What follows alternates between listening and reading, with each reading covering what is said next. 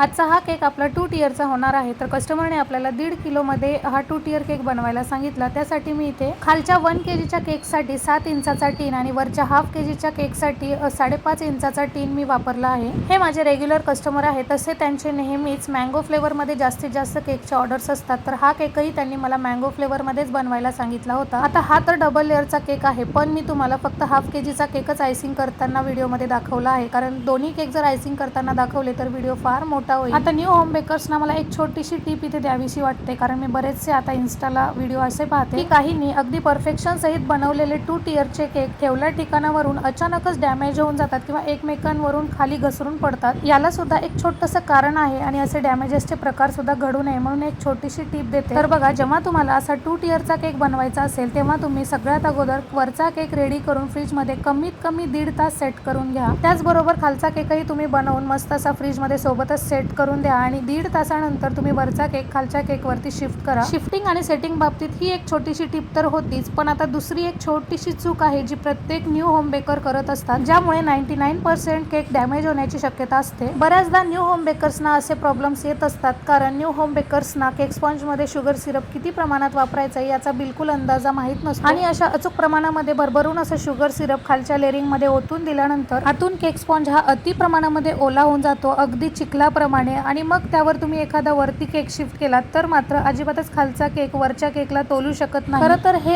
एकमेव कारण आहे कुठल्याही 2 टियर केकला डॅमेज करण्याचं, त्यामुळे आतमध्ये शुगर सिरप वापरताना एकदम अचूक प्रमाणात वापरणं अगदी गरजेचं आहे। आणि तिसरी महत्त्वाची गोष्ट म्हणजे तुम्हाला 2 टियर केकमध्ये नेहमी डॉवेल्स किंवा टूथपिक्स इन्सर्ट करायचे आहेत, ज्यामुळे केकला सपोर्ट मिळतो। या छोट्या छोट्या 2 ते 3 टिप्स फॉलो करून तुम्ही कितीही किलोचा टियर केक बनवू शकता आरामात, तुम्हाला कुठलाही प्रॉब्लेम येणार नाही। चला तर इथे बोलता बोलता आपला केक रेडी सुद्धा झाला आहे। या केकची डिझाईन मी संपूर्णतः माझ्याच चॉईसने बनवली होती, कोणतीही डिझाईन मी कुठे सर्च केली नव्हती। नेहमीप्रमाणे केकचं वजन तुम्ही पाहू शकता, अगदी मापात 1.5 किलोचा केक आपला रेडी आहे। तर हा होता केकचा फायनल लुक, कसा वाटला नक्की कॉमेंट करा। व्हिडिओ आवडला तर लाईक आणि अशाच नवनवीन व्हिडिओसाठी चॅनलला सबस्क्राईब आणि इन्स्टा पेजला फॉलो करा। भेटूया नेक्स्ट व्हिडिओत, बाय बाय।